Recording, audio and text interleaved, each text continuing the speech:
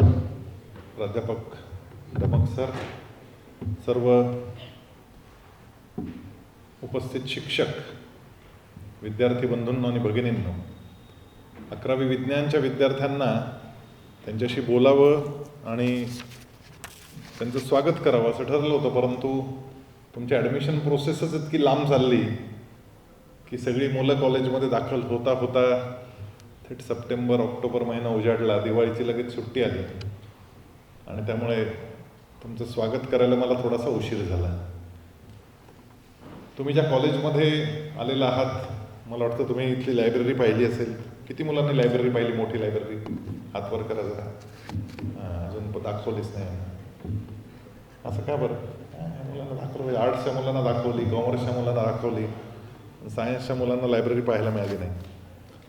इथल्या वेगवेगळ्या सुविधा पाहिल्या का? ग्राउंडवर किती मुलं जाऊन आली? आम्ही ग्राउंडवर पाय ठेवला नाही, पाहून म्हणजे पाहून नाही यायचं नुसतं असं.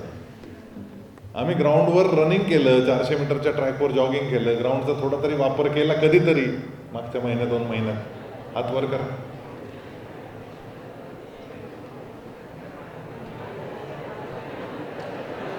दहा टक्के मुलं ग्राउंडवर गेली. JEE तयारी किती मुलं करतात? हात वर करा. JEE आणि नीट, NEET माहिती आहे? JEE म्हणजे काय? जॉईंट एंट्रन्स एक्झाम, जी तुम्हाला इंजिनिअरिंगच्या प्रवेशासाठी कामाला येणार आहे. नीट म्हणजे नॅशनल एलिजिबिलिटी एंट्रन्स टेस्ट, ही तुम्हाला मेडिकलला जायला कामी येणार आहे. त्याला किती मुलांनी त्याची तयारी करतायत? मग क्लासमध्ये करत असतील किंवा इतरत्र घरी बसून करत असतील, पण आम्ही तयारी करतोय अशांनी हात वर करा जरा. इंजिनिअरिंग, मेडिकल हे कॉमर्सचे आहेत का काय पोरं सगळे? एवढे 4च? Something very very serious. हे चुकतंय का? हे 11वी सायन्सचीच मुलं आहेत ना? मग एवढीच मुलं JEE आणि नीटची तयारी करतात? मी या कॉलेजमध्ये कोण करतंय ते नाही विचारत आहे. तुम्ही बाहेर करत असाल, क्लासमध्ये जात असाल, घरी करत असाल, ऑनलाईन करत असाल, कोणत्या तरी माध्यमातून तुम्ही इंजिनिअरिंग एंट्रन्स किंवा मेडिकल एंट्रन्सची तयारी करता आहात, अशा सगळ्यांनी हात वर करा जरा. मला पाहू द्या किती मुलं आहेत. दुसऱ्यांकडे पाहून माझा हात वर करायचं का ठरवताय तुम्ही? मी करतोय का मग तयारी असं दुसऱ्याला विचारतायत. आपापसात काहीच बोलायचं कारण नाही. आपण करत असो तर आपण हात वर करायचा, दुसऱ्याला विचारू ना. बरं, आर्किटेक्टला जायची तयारी कोण कोण करतंय? आर्किटेक्चर कोणीच नाही करत, 1-2 मुलं. मग तुम्ही कशाची तयारी करताय? डान्समध्ये कोणाकोणाला जायचं त्यांनी हात वर करा. हो, मला डान्सच करायचा आयुष्यात. मी कथ्थक, भरतनाट्यम, मला डान्स टीचर व्हायचं आहे, मला आर्ट टीचर व्हायचं आहे, असे असतील तर करा हात वर. काय हरकत नाही, चांगलं आहे ते, पण काही वाईट नाही. मागच्या वर्षीचे रिझल्ट तुम्हाला फक्त सांगतो.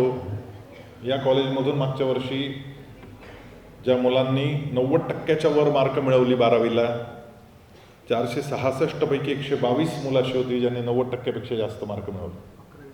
अच्छा, हे आलेले आहेत. बरं,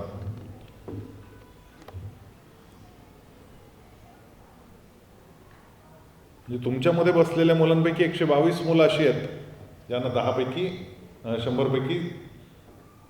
90% वर मार्क मिळाले. त्या हात वर करा. किती किती किती मुलं आहेत पाहू द्या मला. 90% जास्त 10वीला 122 लोकांची यादी आहे माझ्यासमोर. हात 50च वर दिसतात. बाकीचे पोरं कुठे आहेत? आलेली नाहीत.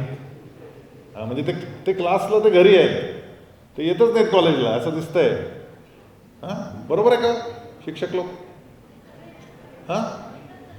सगळे कॉलेजला येतात. वर्ग भरलेला असतो का तुमचं?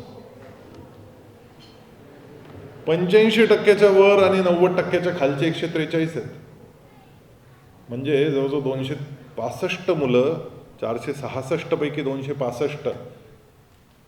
करा बरं, 85% वर हात वर करा. 85 ते 100% जे कोणी आहेत बरेच. 50% मुलं आहेत. 85च्या खाली असलेले 201 मुलं आहेत.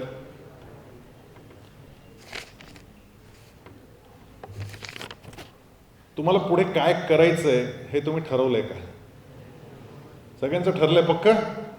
का मला काहीच कळत नाही, मला सांगा बा काय करायचं मी, असं कोणी असेल तर मग मी सांगेन ते. पण जर तुमचं ठरलेलं आहे, अशांनी हात वर करा. मला माहिती आहे 12वी नंतर मला काय करायचं मी ठरवलेलं आहे, त्यांनी हात वर करा.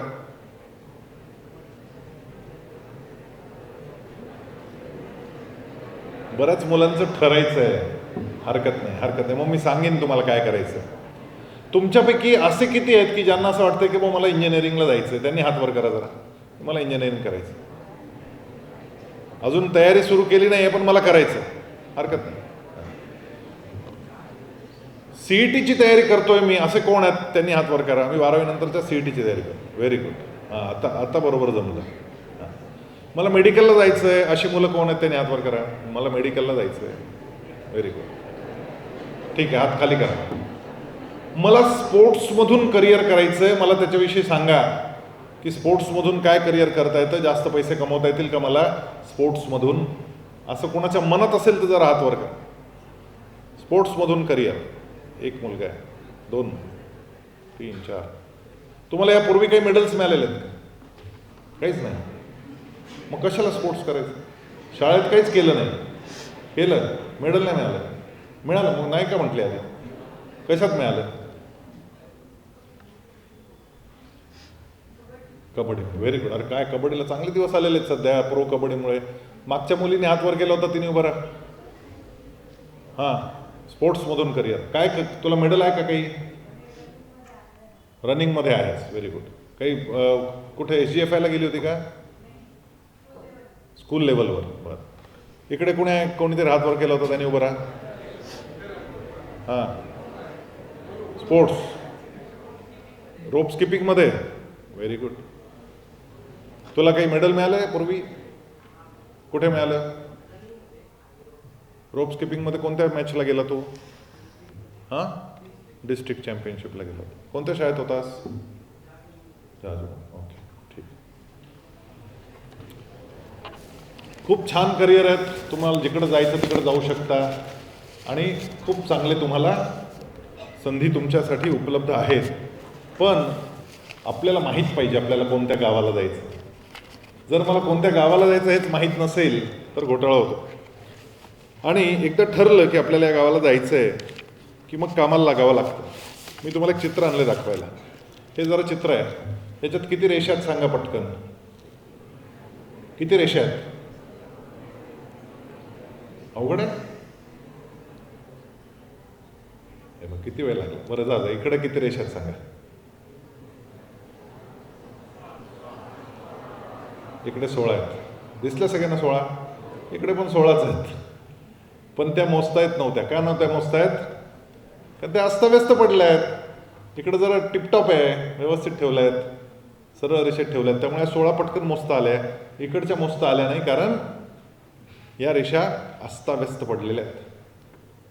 तुमच्या जीवनातली ही 2 वर्ष तुमच्या जीवनाची दिशा ठरवणारी आहेत.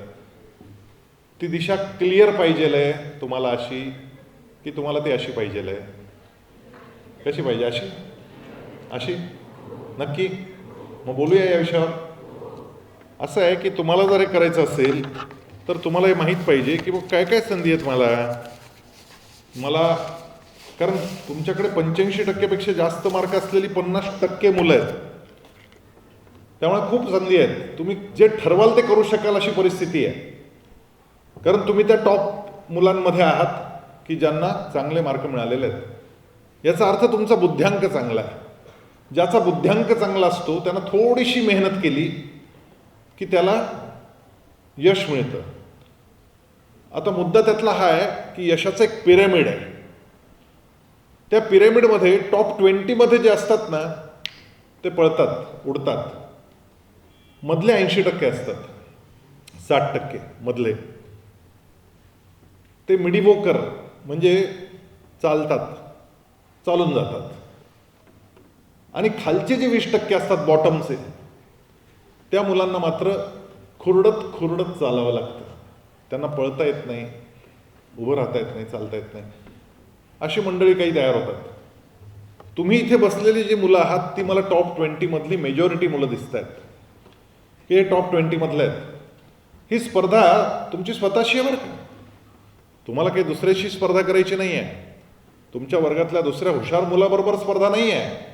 तुमची स्पर्धा स्वतःशी आहे. मी काल कुठं होतो त्यापेक्षा आज मी कुठे आहे हे तुम्हाला पाहायचं आहे. त्यामुळे डोक्यात जर हे असेल की मला जिंकायचं म्हणजे दुसऱ्याला कोणातरी हरवायचं आहे, नाही, मला स्वतःलाच, माझ्या कालच्या स्वतःला मला हरवायचं आहे आणि त्यापेक्षा एक पाऊल मला पुढं टाकायचं. मी आज त्याच्यापेक्षा जास्त वेगळं काहीतरी करेन. आणि त्यासाठी काय करावं लागेल, तर त्यासाठी मला हे करावं लागेल, मला हे व्यवस्थित करावं लागेल. माझी दिनचर्या मला व्यवस्थित करावी लागेल. माझं सकाळचं उठणं मला व्यवस्थित करावं लागेल. माझं रात्रीचं झोपणं मला वेळेवर करावं लागेल. मी रात्री जर झोपण्याच्या आधी मोबाईल हातात घेतलेला असेल आणि मी जर रीळ पाहायला सुरुवात केली तर मलाच माझं कळत नाही. मी ठरवतो 5 मिनिटात रीळ पाहीन. प्लीज आता वर खाली करू नका बरं का कोणीच. हां, माझी एक विनंती आहे तुम्हाला, कोणीच वर खाली करायचं नाही. कितीही महत्त्वाचं काम असलं तरी वर यायचं नाही. मी माझी सगळी महत्त्वाची कामं सोडून इथं आलो आहे. So please don't disturb. या मोबाईलनं आमचा वाटोळा केलेला आहे. कारण मी रात्री 5 मिनिटासाठी म्हणून उघडतो माझं इन्स्टा, त्याच्यावर मला जो हवा असतो तो रीळ मिळतो, तो रीळ पाहायला मी सुरुवात करतो आणि मग 5 मिनिटाचा 1 तास केव्हा होतो मला माझंच कळत नाही. मग सकाळी मी गजर लावलेला आहे की मला 6 वाजता उठायचं आहे. 6 आणि 6:15 असे 2 गजर लावलेले आहेत की 6ला नाही जमलं तर 6:15ला तरी उठीन मी. आणि माझं पहिलं युद्ध सुरू होतं सकाळचं, पहिल्या क्षणाचं, त्या मोबाईलच्या गजर बरोबर, वेळेबरोबर. तुम्ही जर 6चा गजर लावलेला आहे आणि 6:15चा लावलेला आहे, 2 गजर लावलेले आहेत, तर तुम्ही तिथंच रात्रीच हारलेला आहात सकाळच्या युद्धात. तुम्ही एकच गजर लावायचा आणि तो गजर लावला, तो वाजला की लगेच उठायचं आहे. किंबहुना तो गजर वाजायच्या 1 मिनिट आधी उठायचं आहे मला आणि मला गजर बंद करायचा आहे, हे डोक्यात धरायचं. हे कधी घडतं? तुमचा मित्र किंवा तुमची मैत्रीण खूप दिवसांनी, किंवा तुमचा आवडता नातेवाईक मित्र, तुमच्या मामांचा मुलगा तुमच्या वयाचा, तो पहाटे 4 वाजता एस.टी. स्टँडला येणार आहे असं तुम्हाला फोन येतो त्याचा की मी 4ला येणार आहे, मला घ्यायला येशील का? तुम्ही आनंदानं म्हणता येस येईल. तुम्ही गजरही लावता 3:45 वाजता की आंघोळ बिंघोळ नाही करायची, आपल्याला पहिले जायचं आहे आणि मित्राला घेऊन यायचं आहे आपल्या. मला खरं सांगा, हा अनुभव तुमचा, किंवा तुम्हाला ट्रिपला जायचं आणि तुम्ही वाट पाहत होता ट्रिपला जायची आणि शाळेमध्ये 5 वाजता बोलवलंय सकाळी आणि तुम्हाला 5 वाजता आंघोळ पांघोळ करून पोहोचायचं आहे, त्यामुळे 4चा गजर तुम्ही लावलेला आहे. असा 4चा गजर लावून कधीतरी आपण झोपलेलो असतो. मला खरं खरं सांगा, त्या दिवशी 4 वाजायच्या 2-5 मिनिटं आधीच आपल्याला जाग येते की नाही येत? येते ना? कारण आपला मित्र येणार असतो, आपल्याला ट्रिपला जायचं असतं आणि त्यामुळे त्या 4च्या आधी आपल्याला जाग येते. कारण आपल्या मनासारखं काहीतरी करायला आपल्याला मिळणार असतं. आपल्या मनात जे असतं ते आपल्याला करायला मिळतं, त्यावेळेस आपल्याला बरोबर जाग येते. आणि आपल्याला जर जाग येत नसेल तर लक्षात घ्या, आपल्या मनाविरुद्ध काहीतरी करायला आपण निघालेलो आहे, त्यावेळेस आपल्याला जाग येत नाही. आपलं मन म्हणतं जा ते आपल्याला काय करायचं, काय होईल ते होईल, पाहू. आणि मग पहिलं युद्ध जे आहे सकाळचं ते आपण हरतो. आपल्याच मोबाईलबरोबरचं आपलं युद्ध आपण हरलेलो असतो आणि भयानक परिस्थिती होते. जे पहिलं युद्ध दिवसाचं हरतात ते जीवनाचं युद्ध हरायला सुरुवात करत असतात. त्यामुळे दुसरं कोणी आता सांगायला येणार नाही तुम्हाला की तू तुझा मोबाईल कंट्रोलमध्ये ठेव. मी तर कायम असं म्हणेन की संध्याकाळी घरी आल्यानंतर, समजा तुम्ही 7 वाजता घरी पोहोचत असाल, संध्याकाळी 8 वाजता पोहोचत असाल, तुमचं जे काही असेल कॉलेज, शिकवणी, क्लास, हे सगळं करून तुम्ही 7 वाजता घरी पोहोचता. एकदा घरी पोहोचलं की मोबाईल आईच्या ताब्यात देऊन टाकायचा की आता सकाळी दे मला. रात्रीचा मोबाईल पाहण्याची सवय ही सवय, वय वाढतं तशी ती वाढत जाते, म्हणून तिला सवय असं म्हणतात. ही जर सवय तोडायची असेल तर सवयीचा इंग्रजी शब्द काय? हॅबिट. हॅबिटचं स्पेलिंग काय? HABIT. ती जर तोडायची असेल तर सगळ्यात आधी त्यातला H बाहेर काढावा लागतो. तो H काढला तरी ABIT शिल्लक राहतं. अबिट. अबिट म्हणजे थोडी ती शिल्लक राहतेच, ती सवय. त्यानंतर त्यातला A बाहेर काढावा लागतो, तो तोडावा लागतो. तो जरी तोडला आपण तरी सुद्धा BIT, बिट रिमेन्स, थोडी ती शिल्लक राहतेच, थोडीशी राहतेच ती शिल्लक. मग त्यातला B तोडून टाकावा लागतो. तो B काढून टाकला तरी काय शिल्लक राहतं? It remains, IT, it remains, हे HABIT मधले एक एक शब्द आपण कापत चाललोय. सर ते शेवटी आय कापावा लागतो त्यातला. तो आय म्हणजे स्पेलिंग मधला आय नाही आहे, तो आय आहे, तो इथं बसलाय. तो आय जो आहे ना तो आडवा येतो कायम आपल्याला. मी असाच आहे, मला काय घेणं, मी नाही करणार. हा जो मी आहे हा मी आडवा येत राहतो तुमच्या बदलांमध्ये. पण जर आपण त्या आयला आपल्या ताब्यात घेतलं, तुमचं रिमोट कंट्रोल दुसऱ्यांच्या ताब्यात देऊन टाकलेत तुम्ही, माहिती आहे. रिमोट कंट्रोल दुसऱ्यांच्या ताब्यात आहे. माझ्या मनासारखं त्यानं नाही केलं की माझा भडका उडतो आतमध्ये, अशी सवय लागली आपल्याला. अगदी भाजी माझ्या मनासारखी नसेल केलेली आईनं, आज काय कारल्याची भाजी आहे, आज काय शेपूची भाजी आहे, मला बिलकुल आवडत नाही, आणि ती पाहिली समोर की आतमध्ये भडका उडतो. तो माणूस पाहिला की भडका उडतो, तो मित्र पाहिला की भडतं, तो मैत्रीण पाहिली की भडका उडतो, तो असं बोलला की भडकं. आईनं नुसतं सांगितलं वाद झालं टीव्ही आता अभ्यासाला बस, तरी भडका उडतो. माझा रिमोट कंट्रोल मी दुसऱ्यांच्या हातात दिलाय. त्यांनी मला काही सांगितलं की माझा भडका उडतो. तो रिमोट कंट्रोल पहिले स्वतःच्या हातात घ्या. दुसऱ्यांनी काही सांगितलं की तुम्ही विचलित होण्याचं काही कारण नसतं खरं, कारण तो दुसरा आहे. मी काय ठरवलंय माझ्याबरोबर मी काय करायचंय, मी ठरवलंय की मी अर्धा तास पाहणार आहे टीव्ही, तर पहा. पण मी जर ठरवलंय की मी टीव्ही पाहणार नाही आहे आणि हा वेळ माझा अभ्यासाचा आहे, हा वेळ माझा खेळण्याचा आहे, किंवा हा वेळ माझा जेवण्याचा आहे, त्या वेळेला तुम्ही ते करा. मग तिथं दुसऱ्यांचं ऐकण्याचं काही कारण नाही. आईनं जरी सांगितलं टीव्ही बास झाला तरी सांगायचं मी अर्धा तास पाहणार आहे, मी ठरवलंय मी बरोबर अर्ध्या तासात बंद करणार. इतका स्वतःवर कंट्रोल पाहिजे. आपला रिमोट कंट्रोल दुसऱ्यांकडे नाही, आपल्या स्वतःकडे पाहिजे. फार महत्वाचं. आता तुम्ही सायन्स घेतलेलं आहे, हे आपल्याला आवडतंय का? जे आवडतं काम तिथे आपण 4 वाजता न गजर वाजता उठतो. मग मी सायन्स घेतलंय, ह्या सायन्सच्या कॉलेजमध्ये येण्यासाठी किंवा सायन्सचा अभ्यास करण्यासाठी मी जो गजर लावून ठेवलाय त्या गजराच्या आधी 1 मिनिट मी उठतो का? मी उठते का? विचारा प्रश्न स्वतःला. जर असं घडत असेल की मला हे आवडत नाही आहे, काय बरोबर नाही, जमत नाही आहे मला, चेंज इट. तुम्हाला जे जमते ते करा. मला बळजबरीनंच पाठवलंय सायन्सला, मला काही इच्छा नव्हती, पण माझ्या वडिलांनी फारच बळजबरी केली, त्यामुळे मी किंवा माझ्या मित्रांनी मैत्रिणींनी मला बळजबरी केली की आम्ही चाललो तू पण चल, म्हणून मी इकडं आलेलं आहे सायन्सला. असे कोणी आहेत का? त्यांनी जरा हातवर करा. किंवा मला बळजबरीच झाली असं वाटतंय, मला काही ते फिजिक्स मॅथ्स माझा विषय नाही, मला आवडत नाही, उगीच इकडे आलो, त्यापेक्षा संस्कृत मला आवडायचं, मी तिकडे गेलो, इतिहास आवडतं मला, भूगोल आवडतो मला गणित काही आवडत नाही. असं कोणी असेल तर मोकळेपणानं सांगाच. आणि आईला सांगता येत नसेल, वडिलांना सांगता येत नसेल तर त्यांना घेऊन माझ्याकडे या, मी त्यांना सांगेन की काही बिघडत नाही, बदलता येतं. पण आता जे ठरलंय, एकदा जे ठरवू आज ते मात्र आपण पक्क केलं पाहिजे. मग ते आपल्याला आवडायला, मग ताटामध्ये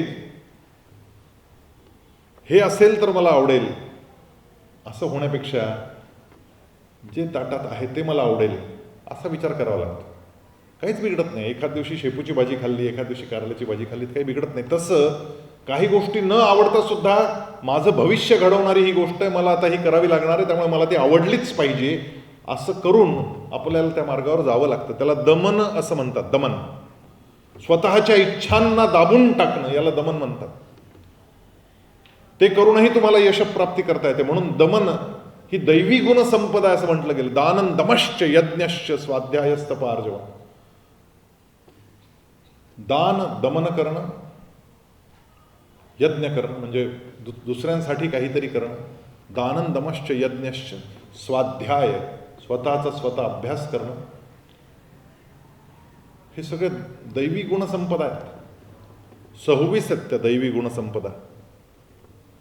त्या दैवी गुणसंपदांच्या मागे बरोबर आपण प्रवास करायला लागलो की आपलं जीवन उन्नत व्हायला लागतं. मित्रांनो आणि मैत्रिणींनो, मला तुम्हाला एक सांगायचं आहे, इतकं सोपं नाही आता जीवन. स्पर्धा प्रचंड आहे. पूर्वी तासभर खेळलं ना तरी नॅशनल मेडल यायचं, आता 5-5 तास प्रॅक्टिस केल्यावर नॅशनल मेडल यायला लागली आहेत. AI म्हणजे आर्टिफिशियल इंटेलिजन्स ज्या वेगानं घुसतंय, आत्ताशी आईसबर्ग दिसतोय, छोटासा टिप ऑफ आईसबर्ग. त्याच्या खालचं AI अजून बाहेर आलेलं नाही आहे आणि ते 1-2 वर्षात येणार आहे. फार वेळ नाही लागणार त्याला. तुम्ही जोपर्यंत 12वी कंप्लीट कराल तोपर्यंत AI पीकवर गेलेला असेल. तुम्हाला आश्चर्य वाटेल, मी आता काल प्रवास करत होतो. मी प्रवासात सुद्धा वेळ नाही वाया जाऊ देत. मी काहीतरी नवीन शिकतो त्याच्यामध्ये. तर मी शिकण्याचा प्रयत्न केला. तर काल मी काय केलं की मी असं ठरवलं की मला कविता लिहायला, गाणी लिहायला आवडतात. तर मी गाणं एक लिहिलं आणि हे गाणं मला संगीतबद्ध करून पाहिजेलं आहे. त्याच्यासाठी पूर्वी स्टुडिओ पाहावा लागायचा, स्टुडिओमध्ये जावं लागायचं, एखादा गायक शोधावा लागायचा, संगीतकार शोधावे लागायचे, मोठा खर्च व्हायचा. एक गाणं रेकॉर्डिंग करून घ्यायचं असेल आपल्याला तर खर्च मोठा व्हायचा.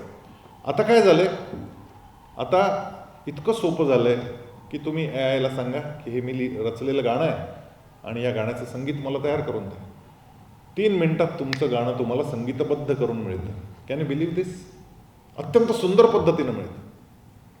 कालच केलं मी, येत आहेत आणि अतिशय अप्रतिम अशा पद्धतीचं. काहीच नाही, माझा खर्च किती झाला, 2800 रुपयाचं मी ते ॲप विकत घेतलं, झालं काम माझं. हेच मी स्टुडिओत करायला गेलो असतो तुम्हाला 12-13 हजार रुपये लागले असते. माझं काम स्वस्त झालं, उत्तम झालं. त्याच्यात मला ऑप्शन्स दिले त्यांनी, हे 1 नंबर, हे 2 नंबर, 3 नंबर, कोणत्या टाईपचं म्युझिक पाहिजे सांगा, इंडियन पाहिजे, वेस्टर्न पाहिजे, रिदमिक पाहिजे, क्लासिकल पाहिजे, काय पाहिजे तो विचारतो आपल्याला आणि आपण फक्त टिकमार्क करत चालायचं की माझं हे, मला असं पाहिजे गाणं, लगेच गाणं तयार होतं. काल केलं मी गाणं तयार. माझ्या मनात आलं की हे गाणं आपण तयार केलं खरं, मी 12,000 रुपये वाचवले, पण त्या 12,000त किती लोकांचे जॉब गेले. मी संगीतकार शोधला असता त्याचा जॉब गेला, मी गीतकार शोधला असता त्याचा जॉब गेला, मी स्टुडिओवाला शोधला असता त्याचं काम गेलं. मी घरी बसल्या बसल्या फुकट कमी वेळेत ते काम करून घेतलं. इतक्या लोकांचे जॉब त्या एका AIनं काढून टाकलेत. तुम्ही 12वी पूर्ण कराल तोपर्यंत अनेक जॉब्स हे संपलेले असणार आहेत. मग जगणार कोण आहे, जिंकणार कोण आहे? AIमुळे काही वाटोळं होणार आहे का? नाही. अशी चॅलेंजेस यापूर्वी पण खूप आले. 1980च्या दशकात ज्यावेळेस कॉम्प्युटर्स पहिल्यांदा आले त्यावेळेस अनेकांना असं वाटलं होतं की जॉब्स जातील. उलट पक्षी कॉम्प्युटरनं जॉब वाढवले. पण कोणाचे वाढवले? ज्याच्याकडे ते स्किल आहे त्याचे वाढवले. आणि म्हणून कॉम्प्युटर सायन्स असेल, कॉम्प्युटर इंजिनिअरिंग असेल, IT असेल, या माध्यमातून जी मुलं शिकली ती पुढे गेली. आता AI आल्यानंतर काय की फॅक्टर्स असणार आहेत, काय आलं पाहिजे मला? तर 2 गोष्टी आल्या पाहिजे. पहिली गोष्ट ती आली पाहिजे की माझं, कारण मला सांगायचं आहे त्याला की मला काय पाहिजे नेमकं, ते मला सांगता आलं पाहिजे. माझं कम्युनिकेशन फार क्लिअर पाहिजे आणि त्या कम्युनिकेशनची भाषा अनफॉर्च्युनेटली इंग्रजी आहे, ती मराठी नाही आहे. त्यामुळे मला इंग्रजी आलं पाहिजे. इंग्रजी एवढं अवघड आहे का? तर मित्रांनो, तुम्हाला गॅरंटीने सांगतो, इंग्लिश बिलकुल अवघड नाही, अतिशय सोपं आहे. आणि विशेषतः जी मुलं मराठी मीडियममध्ये शिकलेली आहेत त्या मुलांसाठी ते अतिशय सोपं आहे. याचं कारण तुमचं एका भाषेवर व्यवस्थित प्रभुत्व आहे. तुम्हाला मराठी चांगलं बोलता येतं, तुम्ही चांगलं मराठी लिहू शकता, म्हणून तुम्हाला एवढे मार्क मिळालेले आहेत. तुम्हाला कोणतीही भाषा या जगातली अवघड नाही आणि इंग्रजी बिलकुलच नाही, कारण मराठीपेक्षा इंग्रजी भाषा ही जास्त सोपी आहे. मराठी तरी अवघड आहे.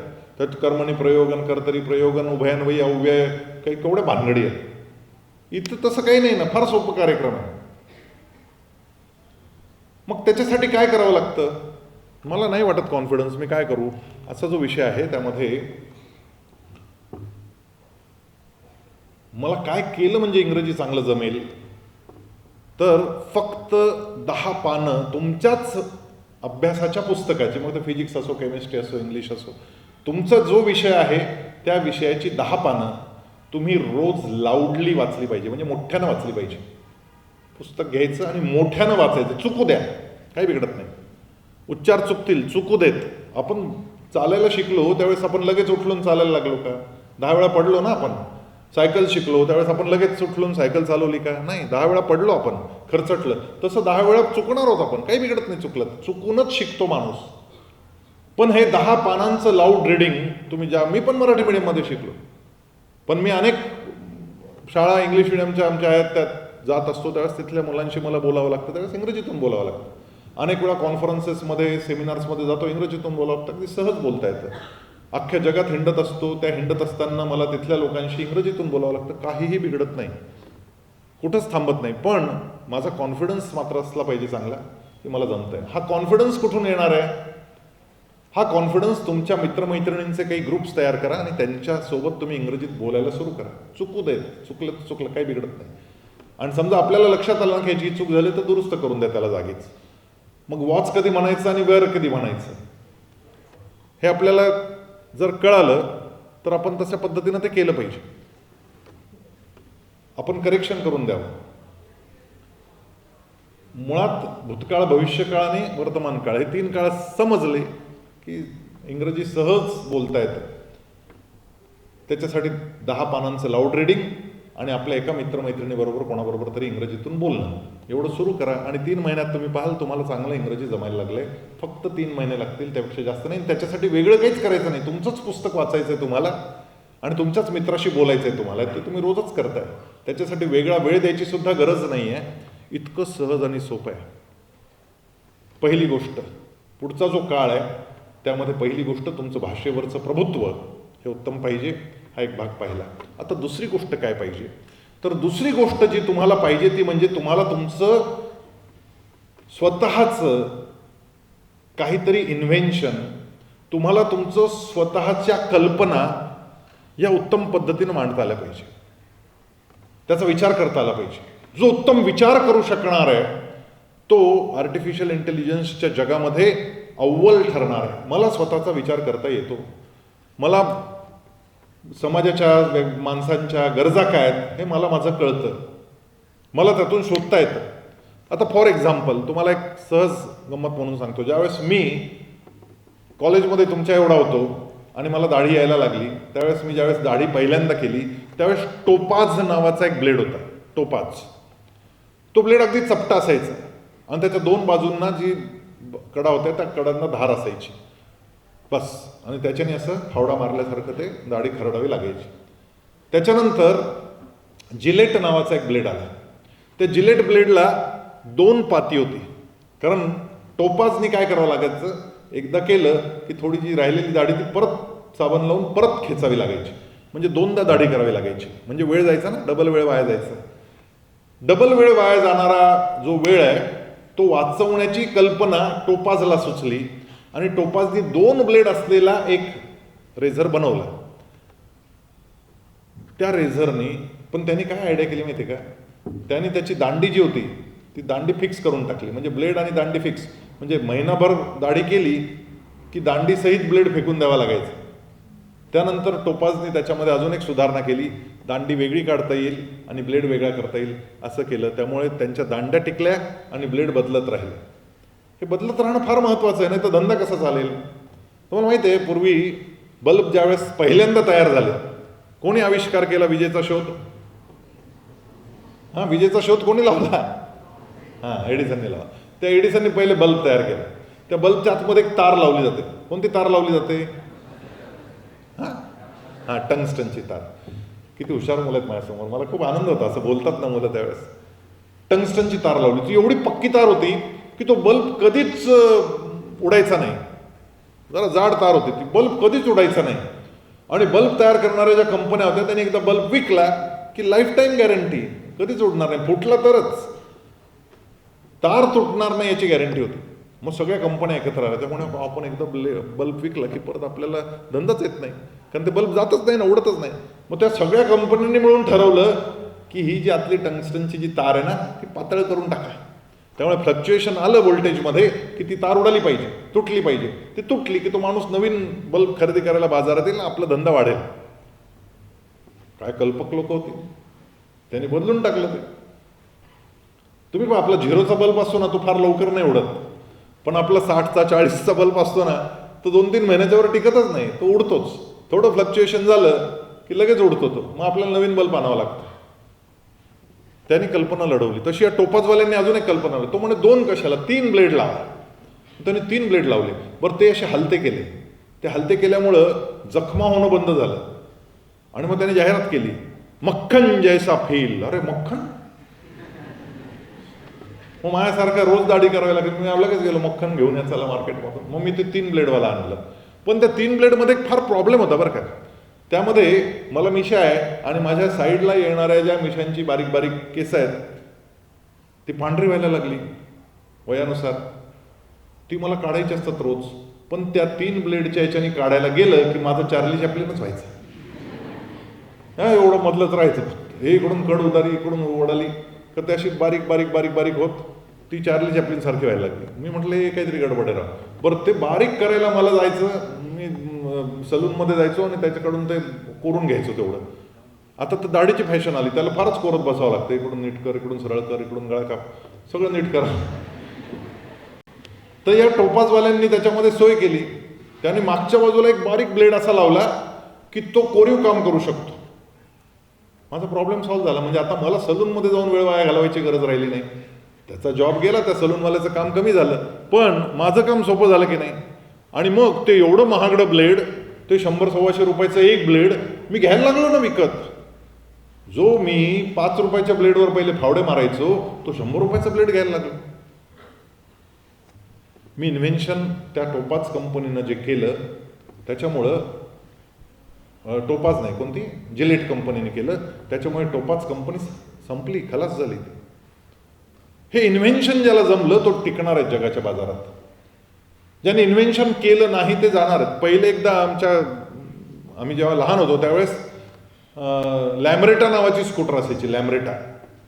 आता नव्या लोकांना काही माहिती नाही लॅम्ब्रेटा. गेली, बाद झाली ती. कारण त्याच्यानंतर ज्या स्कूटर आणि स्कूटी आल्या, त्या स्कूटर्स आणि स्कूटीनी, कारण त्याला असं पॅन्डल असायचं, असं मारावं लागायचं. बायकांना जमायचंच नाही ते मारायला. साडी अडकायची, साडी फाटायची, किती प्रॉब्लेम. त्या बजाज कंपनीनं त्यातला प्रॉब्लेम, बायकांची साडी अडकते ना, बायकांना साडी अडकणार नाही अशा पद्धतीची व्यवस्था त्याने बटन लावलं, त्याला बटन स्टार्ट झालं. ते लॅम्ब्रेटा गाडी गेली. ॲम्बेसेडर गाडी होती पूर्वी, सगळे नेते आपल्या ॲम्बेसेडरमधून फिरायचे. दिसते का ॲम्बेसेडर कुठं तुम्हाला? नाव ऐकलं असेल ॲम्बेसेडर तुम्ही गाडीचं, पण आता दिसत नाही ती गाडी कुठंच. कारण सत्यानाश झाला, ती गाडी संपली, गेली ती. कारण त्यांनी जे बदल करायला पाहिजे होते स्वतःमध्ये ते कधीच केले नाही. स्वतःमध्ये जो बदल करतो तो टिकतो. डायनोसॉर्स का संपले? डायनोसॉर्स संपले कारण त्यांनी स्वतःमध्ये बदल केलं नाही. उत्क्रांतीचा सिद्धांत तिथे लागू झाला नाही म्हणून डायनोसॉर गेले. माणसाने मात्र स्वतःची उत्क्रांती केली म्हणून माकडाचा मानव झाला. कोणी शोधला उत्क्रांतीचा सिद्धांत? डार्विन. Very good. हे जनरल नॉलेज पाहिजे बरं का, नाही तर काही खरं नाही आपलं. आपण वाचत राहिलं पाहिजे, त्यासाठी खूप वाचन केलं पाहिजे. तर जो स्वतः होऊन स्वतःमध्ये बदल करतो तो टिकतो. त्याला स्वतःला बदल स्वतःमध्ये करता आले पाहिजे. हे एक चित्र आहे. याच्यात किती चौरस आहेत? नीट पहा किती आहे. 16 तर सगळ्यांना दिसले हो. ज्याला जास्त दिसतील तो जिंकणार आहे. 17 दिसले. कुठे आहे 17वा? मोठावाला तो. 21 कोणाला दिसले? 21 कुठे आहेत? हात वर करा. 21 दिसलेले आहेत कोणाला तरी. 28 कोणाला दिसले? 28. अरे वा, सांगणार कुठं दिसले? मोठ्याने बोल ना. हे असे म्हणजे हे 4चा 1 असे 4 आहेत का? 5 आहेत. 1 2 3 4. अरे हा मधला पण आहे का? बरोबर 5. म्हणजे 17 आणि 5 किती झाले? 22 झाले. मग 28 कुठं दिसले? अच्छा 3 वालाच असं धरायचं. अरे वा. मग हे 3चे किती आहेत? 5. 4 आहेत. 1 2 3 आणि 4 म्हणजे 9 चौरसांचे एक चौरस असे 4 सापडले. म्हणजे किती झाले? 23 आणि 4 27 झाले. तो मोजला ना आधीच आपण? तो नव्हता मोजला. नाही 26 झाले. 26 झाले. कुठे 28?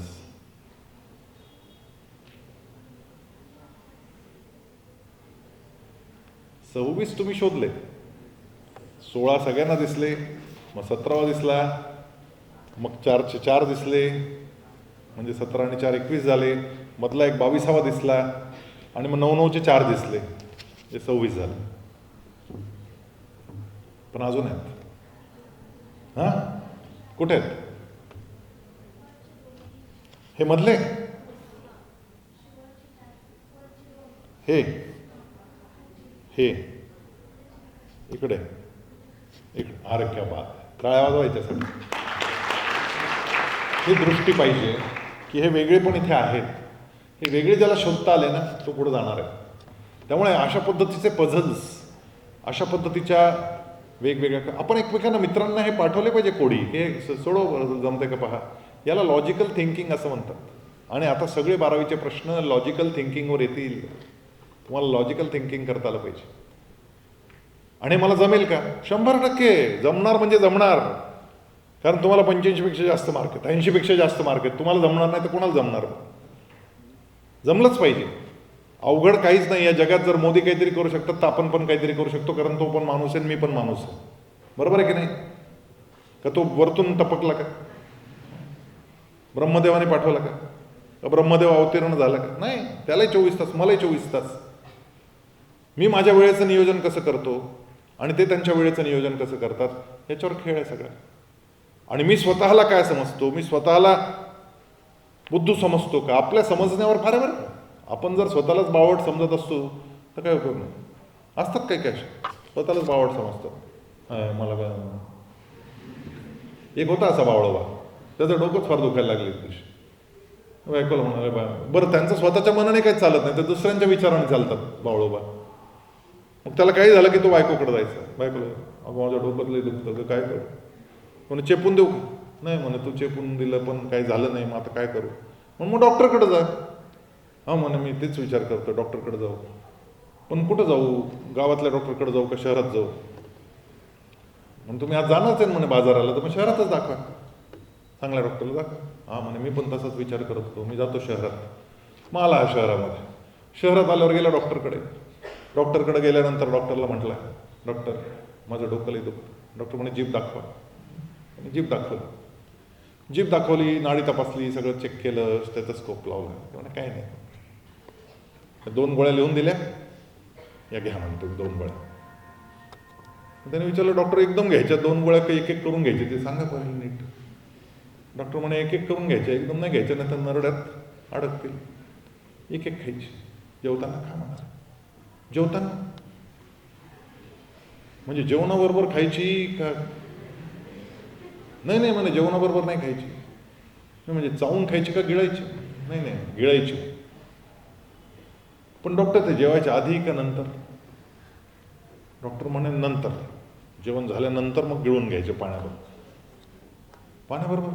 दुधाबरोबर नाही चालणार का डॉक्टर? चालणार ना, दुधाबरोबर. नाही म्हणे, एक काहीतरी सांग. नाही म्हणे, दुधाबरोबर. डॉक्टर दूध म्हणजे कसं, किती घ्यायचं? वाटीभर का ग्लासभर, लोटाभर? म्हणे लोटाभर नको घेऊन, नाही तर परत उद्या यावं लागेल. तू असं कर म्हणे, तू वाटीभर दुधाबरोबर घे. डॉक्टर दूध गरम घ्यायचं का थंड? डॉक्टर म्हणे कोमट घे, कोमट. डॉक्टर गाईचं का म्हशीचं? डॉक्टर वैतागला. डॉक्टर म्हणे भाऊ, तुला गाढवाचं घ्यायचं तर गाढवाचं घे, पण आता उठ म्हणे, बाद झालं. म्हणे डॉक्टर तुम्ही चिडू नका राव. मी म्हणजे कसं घ्यायचं, असं बसून घ्यायचं का उभ्या उभ्या घ्यायचं? डॉक्टर जाम वैतागला. डॉक्टर म्हणाले भाऊ माझे 100 रुपये दे आणि निघ. नाही म्हणे, मी पैसे देतो म्हणे डॉक्टर, तसं काही प्रश्न नाही. पण माझा एक प्रश्न राहिला म्हणे. काय? आपल्याच हातून घ्यायचं का बायकोच्या हातून घ्यायचं? आता मात्र डॉक्टर चिडला. तो म्हणे मी देतो लागलं तर 100 रुपये तुला, पण नीट. त्यानं 50-50च्या 2 नोटा याच्या हातात ठेवल्या. म्हणे भाऊ गेट आउट, 1 मिनिट पण थांबू नको म्हणे, वैतागाला तुझा मला. डॉक्टर तुम्ही मला कामून दिले म्हणे हे 100 रुपये? ते म्हणे 50 रुपयाच्या गोळ्या घेऊन 50 रुपयाची रिक्षा करून नीट घरी जा म्हणाला.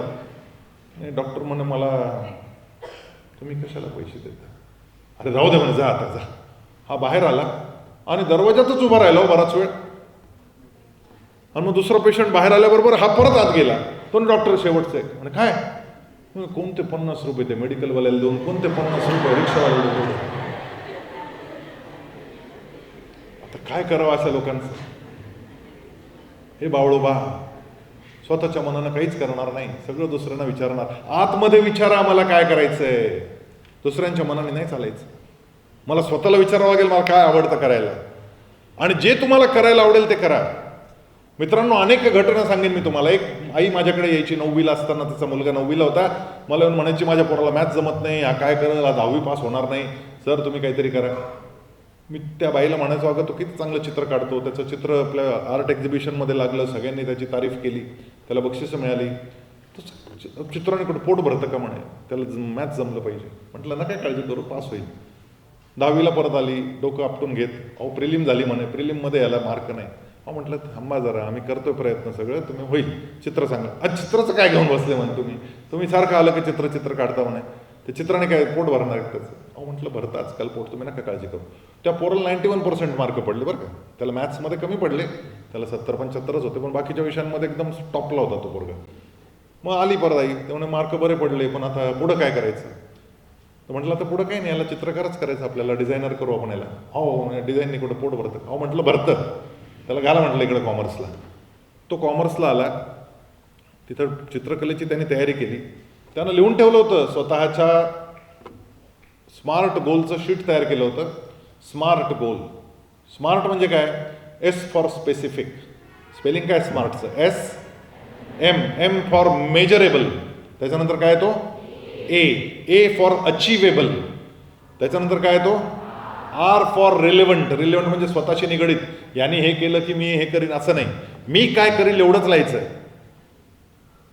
ते स्पेसिफिक असलं पाहिजे, ते मेजरेबल असलं पाहिजे, ते अचिवेबल असलं पाहिजे, ते रिलेव्हंट असलं पाहिजे. आणि टी फॉर टाइम बाउंडेड, की मला हे इतक्या दिवसात करायचं, असं नाही कधीतरी करीन, नाही. या मुलानं लिहून ठेवलं होतं, मला NID नॅशनल इन्स्टिट्यूट ऑफ डिझाईनमध्ये मला प्रवेश पाहिजे. पण त्याला 12वी नंतर त्यानं ती परीक्षा दिली, त्याला प्रवेश काही मिळाला नाही. त्याला प्रवेश मिळाला NIFT national institute of fashion technology Patna. तिथं नंबर लागला. आई परत आली, आई म्हणाले, अहो पटना, बिहारमध्ये पाठवायचं पोरग, काय शक्य आहे म्हणे ते असं. हो म्हटलं, तुम्ही बिहारमध्ये नाही पाठवायचं, आपल्याला पटण्याला पण नाही पाठवायचं, आपल्याला त्याला पाठवायचं आहे NIFTला. तुम्ही जा पटण्यात आणि ते कॅम्पस पहा, म्हणजे तुमच्या लक्षात येईल. मग दोन्ही आई वडील गेले पटण्याला, ते कॅम्पस पाहून आले, समाधानी झाले. त्या पोराला तिथे घातलं. त्या पोरानं तिथं पहिल्याच महिन्यामध्ये त्याच्या डिझाईनला स्टेट लेवल प्राईज मिळालं. स्टेट लेवल प्राईजचे 1 लाख रुपये त्याला नितीश कुमारांच्या हस्ते मिळाले. 1 लाख रुपयाचं बक्षीस होतं. आणि त्याचं चित्र नॅशनल कॉम्पिटिशनसाठी सिलेक्ट झालं. ते नॅशनल कॉम्पिटिशनमध्ये गेलं, तिथेही त्याला पहिला नंबर मिळाला. आणि 5 लाख रुपयांचं बक्षीस परत नितीश कुमारांच्या हस्ते मिळालं नॅशनल चॅम्पियनशिपसाठी.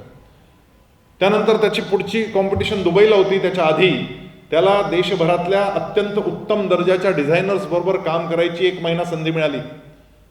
मग मुंबईचा, बेंगलोरचा, हैदराबादचा, वेगवेगळ्या ठिकाणच्या डिझायनर्स बरोबर यांनी काम केलं. दुबईला त्यानं त्याचं प्रेझेंटेशन केलं, तिथे त्याला बक्षीस मिळालं नाही, पण 6 लाख रुपये त्याच्या बँक अकाउंटला जमा झाले. आणि त्याहीपेक्षा मोठं त्याच्या मनातला कॉन्फिडन्स निर्माण झाला की मी देशातला अव्वल आहे, 1 नंबरचा चित्रकार मी आहे, माझं डिझाईन सगळ्यात उत्तम. त्याला अगदी चांगले मार्क पडले. तो NIFT क्लिअर झालं त्याचं. त्याच्यानंतर तो एक दिवशी परत मला भेटायला आला आणि मला म्हटला की ते माझं स्वप्न होतं NIDला जायचं, national institute of design Ahmedabad, पण आता मी माझं स्वप्न बदललंय, मला IITला जायचं आहे पोस्ट ग्रॅज्युएशन करण्यासाठी. आणि मला ॲडमिशन मिळाली. म्हटलं कोल्ह्याला द्राक्ष आंबट. अरे म्हटलं, तुला NIDला ॲडमिशन मिळाली असती आणि तू म्हटलं असता की नाही मला NIDच्या ॲडमिशनला लाथ मारली आणि मी IITला चाललो, तर मी समजू शकलो असतो. तुला NIDला ॲडमिशन मिळाली का? तू म्हणे मिळेल मला, पण अजून रिझल्ट आला नाही आहे, मी परीक्षा दिली आहे, रिझल्ट येईल. म्हटलं, तू ज्या दिवशी रिझल्ट घेऊन येशील आणि तिथं तुझा नंबर लागलेला असताना तू हे ऑप्शन घेशील की मला IITला जायचं आहे, मग मी तुला मानीन. हा पोरगा 1 आठवड्यानं परत भेटायला आला मला. त्याच्या हातामध्ये कागद होता. त्यानं कागद दाखवलं, म्हणाला टॉपला आहे माझं नाव, 1 नंबरचं, ओपन कॅटेगरीतून नंबर 1 सिलेक्शन झालं NIDला, पण लाथ मारली म्हणे NID, मला IITला जायचं आहे. म्हटलं, नाव यू आर डिसाइडिंग फॅक्टर, आता तुझा निर्णय मला मान्य करावा लागेल, कॉंग्रॅच्युलेशन्स. तो गेला IITमध्ये, 2 वर्ष IIT तिथे पोस्ट ग्रॅज्युएशन केलं. त्याच्यानंतर तो परत आला आणि आल्यानंतर 7-8 महिन्यांनी मला परत विमानात भेटला. मी बेंगलोरला चाललो होतो शिर्डीहून, मला विमानात भेटला तो. मी त्याला म्हटलं, अरे काय रे, काय चाललंय, बेंगलोरला कशाला चाललं? म्हणे मला तिथे जॉब मिळाला. म्हटलं, किती पगार आहे? म्हणाला 2 लाख रुपये पगार आहे महिन्याचा. म्हटलं, 2 लाख रुपये कमवतो महिन्याला? तो म्हणे नाही, मी 4-5 लाख रुपये कमवतो. म्हटलं, 4-5 लाख रुपये?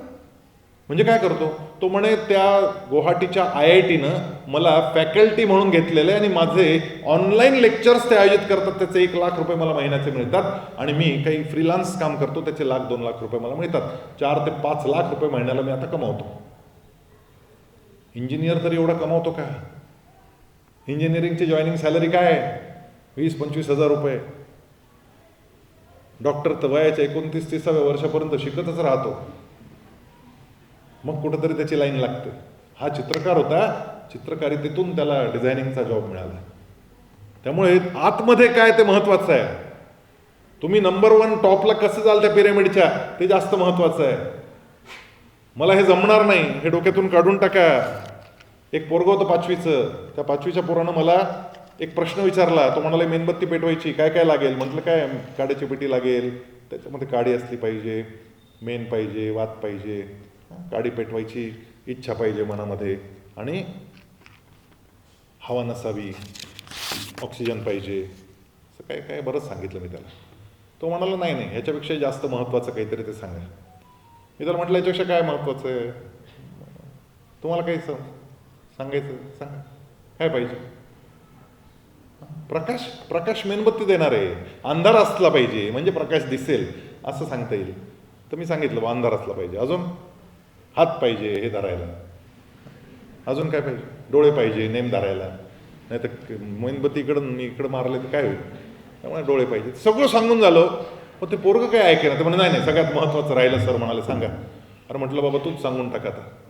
तो म्हणाला मेणबत्ती सुलटी पाहिजे म्हणे. काय म्हटला? मेणबत्ती सुलटी पाहिजे. आणि मग त्यानं ती मेणबत्ती अशी उलटी केली, आणि ती उलटी केल्यावर त्या मेणबत्तीचं मेण तिच्यावर टप टप टप टप टप टप चालू झालं पडायला. आणि मग काय झालं, हळूहळू ती मेणबत्ती तिच्याच मेणानं विझली, तिच्याच मेणानं मेणबत्ती विझली. तो म्हणे सर एक सांगू का? म्हटलं काय? तो ना आपली खोपडी पण अशीच असते, ती जर पॉझिटिव्ह असेल तर प्रकाश पाडते म्हणे, निगेटिव्ह असेल तर अंधारच पडतो म्हणे आयुष्यात. 5वीचं पोरगो काय त्याचं डोकं काम करत असेल, म्हणजे वेगळा विचार करणारा पोरगा. याच्या जमान्यात सुद्धा हा पोरगा पुढे जाणार नक्की, कारण त्याने वेगळा विचार केला. असा वेगळा विचार माझ्या मनात येतो का? आपल्या डोक्यात आलं पाहिजे ना काहीतरी नवीन कल्पना. अरे हे केलं म्हणजे जीवन सोपं होऊ शकतं, असं केलं तर वेळ वाचू शकतो, असं केलं तर पैसा वाचू शकतो, असं केलं तर ताकद वाचू शकते. वेगवेगळ्या प्रकारच्या या कल्पना आपल्या मनात जर आल्या तर आपण इतरांपेक्षा वेगळे ठरणार आहोत. मग हे कुठून येतं? या कल्पना कशा येतील आपल्याला? या कल्पना येण्यासाठी एकच इलाज आहे, ते म्हणजे वाचन आणि ऐकणं. कारण आपण ज्यावेळेस वाचतो त्यावेळेस त्या लेखकानं वर्षानुवर्ष केलेला विचार त्या छोट्याशा पुस्तकात तो लिहून टाकतो. आपण जेव्हा ऐकतो त्यावेळेस अशी 10 पुस्तकं वाचून तयार केलेलं तासाभराचं व्याख्यान हे त्या वक्त्याकडून आपल्याला ऐकायला मिळतं. म्हणजे एक पुस्तक वाचणं म्हणजे 20-25 वर्षांची तपश्चर्या ऐकण्यासारखं असतं. एक व्याख्यान ऐकणं म्हणजे 10-20 पुस्तकं एका वेळी वाचून टाकण्यासारखं असतं. आणि त्यामुळे पुस्तक वाचणं आणि व्याख्यान ऐकणं ही आपली प्रायोरिटी झाली पाहिजे. मला या 2 वर्षात किमान 10 पुस्तकं वेगळी वाचून होतील माझी. फिजिक्स केमिस्ट्री मॅथ्सची नाही, त्यापेक्षा वेगळं काहीतरी वाचलं पाहिजे, वाचत राहिलं पाहिजे. वर्तमानपत्र वाचलं पाहिजे, काय चाललंय नवीन. ते फालतू बातम्या नका वाचू प्लीज. काय आता कोण इलेक्शनला उभं राहणार आहे, मग ही जिंकणार का ती जिंकणार, मग त्याची चर्चा करत बसा, काय उपयोग नाही आपल्याला त्याचा. आपण ज्यावेळेस स्वतः इलेक्शन लढवायला जाऊ ना त्यावेळेस आपण विचार करू त्याचा, पण आज त्याचं आपल्याला काही घेणं देणं नाही. मग ते डोनाल्ड ट्रम्प काय करतो, काय जाऊ दे मोरं देतं, काय करतो वाचा आणि डोक्यात ठेवा, विषय संपला.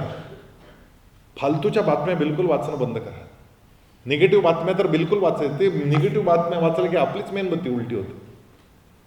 आपल्याला वेळ नाही आहे सगळे उद्योग करायला. हे 2 वर्ष आपल्याला रेटून काम करायचं आहे आणि आपल्याला हव्या त्या कॉलेजमध्ये ॲडमिशन मिळाली पाहिजे.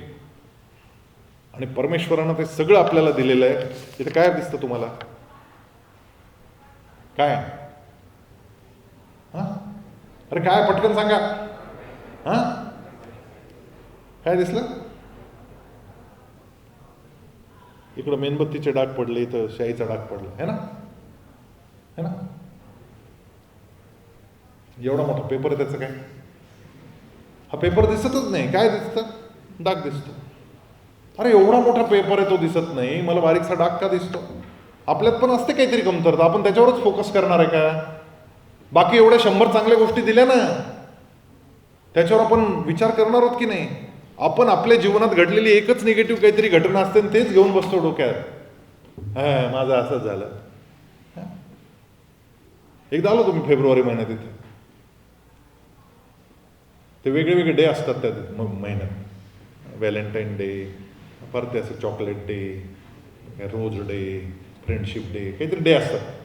ते एक पोरगं तिथं असं गच्चीकडं पाहत बसलं 5व्या मजल्यावर, खाली बसून वर पाहत होता. मी त्याला पाहिलं बारीक, तो असा निस्तब्ध झालेला, तोंड उघडं. अरे म्हटलं काहीतरी गडबड आहे. मी गेलो मी गाडी तिथंच लावली, गेलो त्याच्या. काय रे म्हटलं, काय झालं? ते जागा झालं, भानावर आल्यावर मी त्याला म्हटलं, काय रे काय? मग काय नाही. अरे म्हटलं चल माझ्यासोबत. त्याला तिथून मी त्याला अक्षरशः ओढलंच, त्याला पाठीवर हात ठेवला, म्हटलं चल माझ्यासोबत. आणि तिथून तिकडं ऑफिसपर्यंत जाता जाता त्याच्या मनात उतरलो. म्हटलं काय रे, काहीतरी झालं ना तुझं, उदास दिसतो आज. काही बोलला नाही. म्हटलं तुझ्या अर्थी बोलत नाही, त्या अर्थी काहीतरी घडलं. काय झालं सांग मला. नाही सर. अरे म्हटलं सांग रे, मी मित्र आहे तुझा. असं त्याच्या मनात शिरल्यावर बोललं, माझं रोज ऍक्सेप्ट नाही झालं मला. अरे म्हटलं प्रॉब्लेमच झाला ना तुझ्या आयुष्यात, रोज ऍक्सेप्ट नाही झालं. हा ना म्हणे सर, मी एवढ्या प्रेमाने पण म्हणे मी फुल आणलं. खुशाल नाही म्हटली हो. पण ते फुलात पण भानगडभर असते. हे या रंगाचं असलं का हा विचार, त्या रंगाचा असला की तो विचार, असं काहीतरी असतं. मग तिथं मध्ये जाईपर्यंत तो म्हटलं होतं माझं रोज ऍक्सेप्ट नाही झालं. अरे म्हटलं आयुष्याचा एक नियम सांगू का तुला? काय म्हटलं एक दरवाजा बंद होतो तेव्हा 99 दरवाजे उघडतात. काय नियम आहे? एक दरवाजा बंद झाला की किती दरवाजे उघडतात? 99 दरवाजे उघडतात. अरे म्हटलं तुझं एक ऍक्सेप्ट नाही झालं तर 99 दरवाजे उघडलेच म्हटलं तुला, आता मोकळा झाला तू. तर आपल्या कॉलेजमध्ये पोरीच 5,000 म्हटलं, तुला 4,999 दरवाजे उघडले तुला. असा खुदकन हसला, तुम्हाला काय सांगू. काय घेऊन बसलाय मूर्खासारखं डोक्यात? बारीक बारीक गोष्टींवर त्याच्या मनात विचार काय होता? मी या 5व्या मजल्यावरून उडीच मारतो, हा विचार होता त्याच्या मनात. सांगितलं त्याने मला, माझ्या मनात होतं वर जावं मारावं, म्हणून पाहत होतो म्हणे वर. पण फारच वर होतं म्हणून तोंड उघडलं.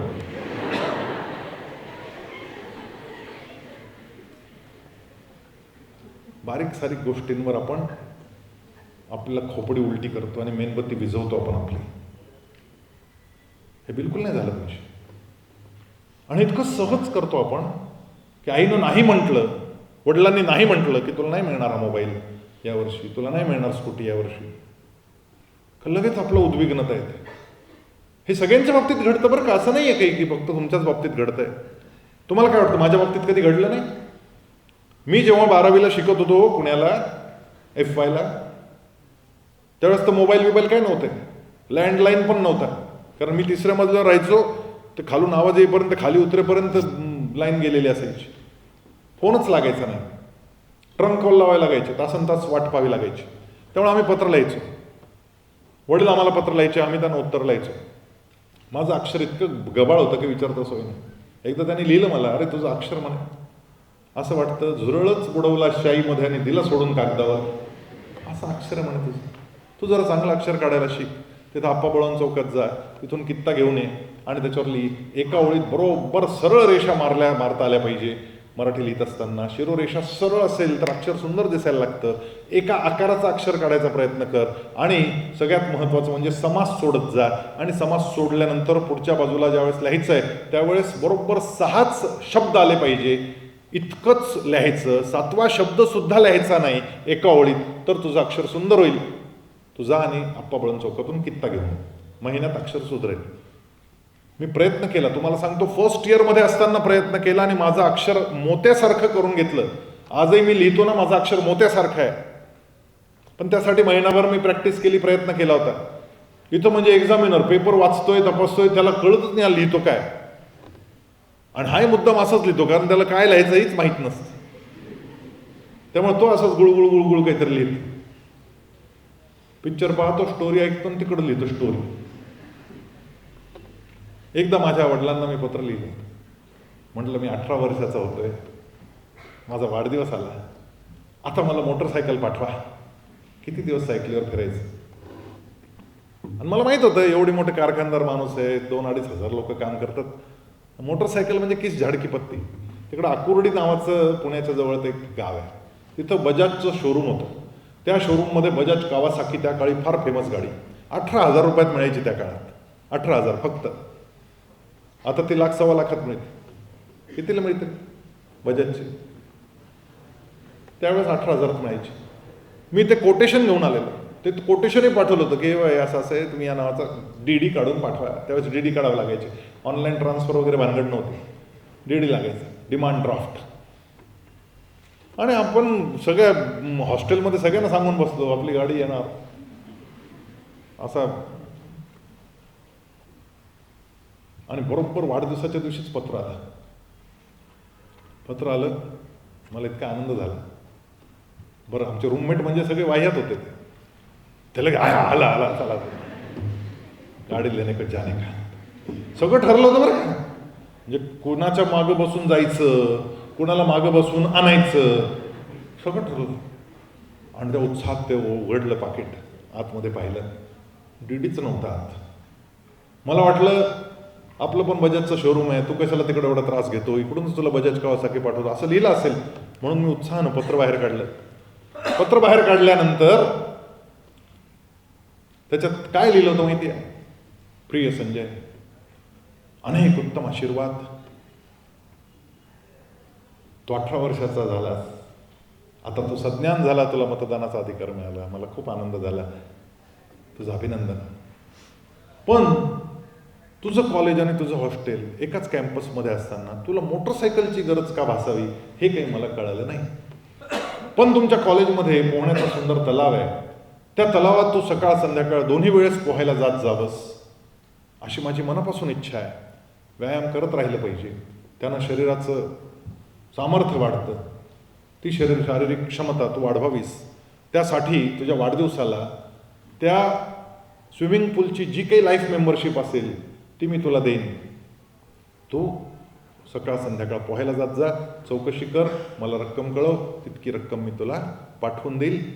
मोटरसायकल तुर्तास नको, पुढे पाहू. Happy birthday. तुम्ही हसताय.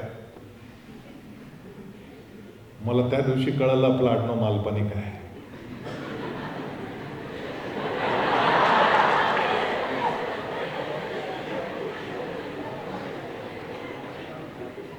बापाकडे एवढा माल असताना पोराच्या डोळ्यात पाणी यावं, फार वाईट वाटलं मला.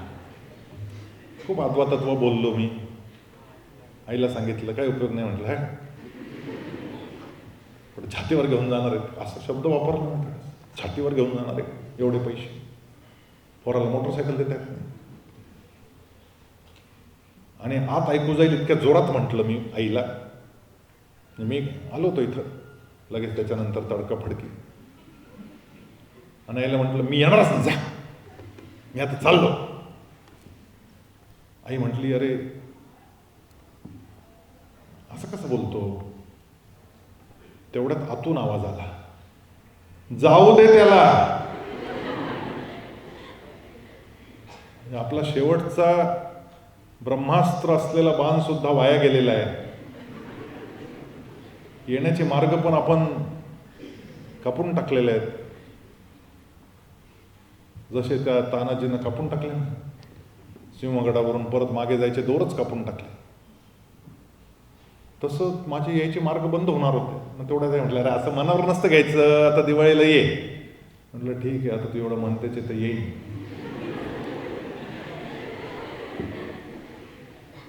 मित्रांनो, आता माझे वडील हे जगात नाही आहेत, पण रोज सकाळी त्यांच्या फोटोला नमस्कार करून बाहेर पडतो ना, त्यावेळेस मला तो प्रसंग आठवतो आणि मी त्यांना धन्यवाद देतो की तुम्ही त्यावेळेस तो जो नाही म्हटला की हे नाही मिळणार तुला यावर्षी, त्या एका नाहीनं माझ्यामध्ये ती ताकद निर्माण केली की आता जीवनात ज्यावेळेस नियती अनेक वेळा नाही म्हणते, त्या सगळ्या नाहींना पचवण्याची जी ताकद आहे ती त्या एका नाहीनं माझ्यात तयार केली. नाही पचवता आला पाहिजे. इतक्या सहज आपलं जीवन संपवायला निघालीत पोरं. काय तर म्हणे रोज ॲक्सेप्ट झाला. अरे मूर्खच का तू? काय तर म्हणे 2 मार्क कमी पडले, ॲडमिशन मिळाली नाही, लगेच आत्महत्या. बावळ्या झाला का? अरे आतलं सामर्थ्य जागव आणि तुला जे छान करता येईल असं वाटतं त्याच्या मागे लाग. येतील बाधा तुला, काही काळजी करायचं कारण नाही. बाधाएं आती है आए घिरे प्रलय की घोर घटाए, पांव के नीचे अंगारे सर पर बरसे यदि ज्वालाए, निज हाथों से हंसते हंसते आग लगाकर चलना होगा, कदम मिलाकर चलना होगा. आपल्याला जमान्याच्या सोबत कदमताल करता आला पाहिजे. जमाना कसा बदलतोय त्यावर मला बदलता आलं पाहिजे आणि त्यासाठी स्वतःला जाळून घ्यावं लागतं. आग लगाकर जलना होगा, कदम मिलाकर चलना होगा. स्वतःला जाळावं लागेल, स्वतःला तापवावं लागेल. त्यालाच तप असा शब्द आहे. ते तप म्हणजे काय? ते तप म्हणजे माझी जेवढी क्षमता आहे ती क्षमता मी थोडीशी ताणणार आहे आणि थोडं अधिक करणार आहे. माझी 2 तास बसायची क्षमता आहे, मला 3 तास करता आली पाहिजे. मला 3 तास बसायची क्षमता आहे, मी 4 तास बसीन. मी उत्तम नोट्स काढीन. एकदा वाचलं की कायमस्वरूपी लक्षात राहण्यासाठी त्याचे पॉइंट्स लिहून ठेवीन. ते जे मुद्दे काढलेले आहेत त्या मुद्द्यांना एकेका शब्दात गुंफीन. त्या एकेका शब्दाचं आद्याक्षर बाहेर काढून त्याच्यापासून एखादा शब्द तयार करून ते डोक्यात ठेवीन. त्याला लिंकिंग मेथड असं म्हणतात. म्हणजे हे पान भरलं ह्याचं उत्तर माझ्या डोक्यात 5 अक्षरांमध्ये सामावून ठेवलेलं असेल. आणि हे एकदा तयार केलं की फक्त परीक्षेच्या आधी जाताना तेवढा एक शब्द वाचला की ते सगळं उत्तर मला आठवलं पाहिजे. असं मला करता येईल का? कारण वेळ कमी आता. तुमच्या ॲडमिशन प्रोसेसमध्ये सरकारने इतका वेळ घालवला की शिक्षकांना वेळ कमी पडतोय आता. त्यामुळे अनेक उपक्रम रद्द करून फक्त अभ्यास की अभ्यास चालू आहे सध्या. पण लक्षात ठेवा मित्रांनो, जे काही आहे ते स्वीकारावं लागतं आणि ते स्वीकारून आपल्याला आपल्या तयारीला लागावं लागतं. त्याच्यासाठी एक फार महत्त्वाची गोष्ट करावी लागते. जीवनाची ABCD जी आहे ना, त्यात Aला 1 आणि Zला 26 नंबर जर दिला तर आपल्या जीवनात 100% यश मिळवायचं असेल तर काय करावं लागतं? तो शब्द डिसिप्लिन. D for 4. लिहा, कोणीतरी एखादी लिहा. बेरीज करू आपण. D कितीचा आहे? 4चा. डिसिप्लिनचं स्पेलिंग काय? आय किती नंबरवर आहे? किती नंबरला दिसतो आय? 9 नंबर. लिहा 9. मग एस कुठे? 19 नंबरला आहे. लिहा 19. 4, 9, 19. मला सी कुठे आहे? 3 नंबरला. लिहा 3. मग परत आय आला 9 नंबरला. लिहा 9. मग पी आला. डिसिप्लिन शब्द चालू आहे बरं का आपला. DISPLINE. पी आला. पी किती नंबरवर आहे? 16. लिहा 16. मग त्याच्यानंतर काय आला? एल कुठे? इथे 12 नंबरवर आहे. लिहा 12. आय त्याच्यानंतर परत आय आलाय 9 नंबरवर आहे. मग त्याच्यानंतर काय? एन किती नंबरला आहे? 14 नंबर. आणि मग शेवटचं अक्षर आहे ई किती नंबरवर आहे? 5. बोला किती झाली बेरीज? झाली का 100? काय चमत्कार आहे. जर 100% आपल्याला यश पाहिजे असेल तर आपल्याला डिसिप्लिननी राहावं लागेल. मग माझी उठण्याची वेळ, माझी झोपण्याची वेळ, माझी बसण्याची वेळ, माझा अभ्यास करण्याची वेळ, माझ्या मित्रांशी गप्पा मारण्याची वेळ, माझा मोबाईलवर वेळ घालवण्याची वेळ, माझा TV पाहण्याची वेळ, माझी मैदानावर जायची वेळ, माझी क्रिकेट खेळायची वेळ, प्रत्येक वेळ ठरलेली पाहिजे. आणि हे ज्यानं केलं त्याला 100% यशाची गॅरंटी आहे. त्याला निश्चित यश मिळणार. तो नाही वाया जाणार. त्यासाठी सगळ्यात पहिलं काम आपल्याला टाइम टेबल तयार करावं लागेल आपलं. ते आजच करायचं, उद्या नाही. आणि ज्या क्षणी ते तुम्ही तयार कराल त्या क्षणापासून, उद्यापासून टाइम टेबल प्रमाणे चालेल असं नाही चालत. आत्ता केलं तर आत्तापासून चालावं लागतं. किती दिवस राहिले तुमच्या 11वीच्या परीक्षेला? फायनल एक्झाम कधी आहे? फेब्रुवारी महिन्यात? मार्च महिन्यात? आत्ता कोणता महिना चालला आहे? नोव्हेंबर. नोव्हेंबरचे किती दिवस शिल्लक राहिलेत? 18 दिवस. नाही किती राहिले? 10 दिवस राहिले. 10 दिवस. डिसेंबरचे 31. त्याच्यात तुम्ही पहा 1 जानेवारीला लगेच न्यू इयर, जा करा, मजा करा तुम्ही न्यू इयरला, पण त्या दिवशी पण चुकलं नाही पाहिजे टाइम टेबल. सुट्ट्यांचं टाइम टेबल वेगळं तयार करा, की किती वेळ मजा करायची आणि किती वेळा काम करायचं आहे ते तयार करावं लागेल. तर ती गॅदरिंग येतील, स्पर्धा येतील, सगळं येणार आहे, सगळ्यात भाग घ्यायचा आहे आपल्याला, पण आपलं टाइम टेबल मात्र त्या पद्धतीनं तयार करायचं. मग जानेवारीचे परत 31 दिवस आहेत, फेब्रुवारीचे 28च दिवस आहेत, बरोबर आहे ना? आणि मार्च महिन्यात परीक्षाच आहे, त्यामुळे दिवस किती शिल्लक राहील? डिसेंबर, जानेवारी, फेब्रुवारी 90 दिवस शिल्लक आहेत. सगळं गृहीत धरा, 10 दिवस तुम्हाला रिव्हिजनला लागतील.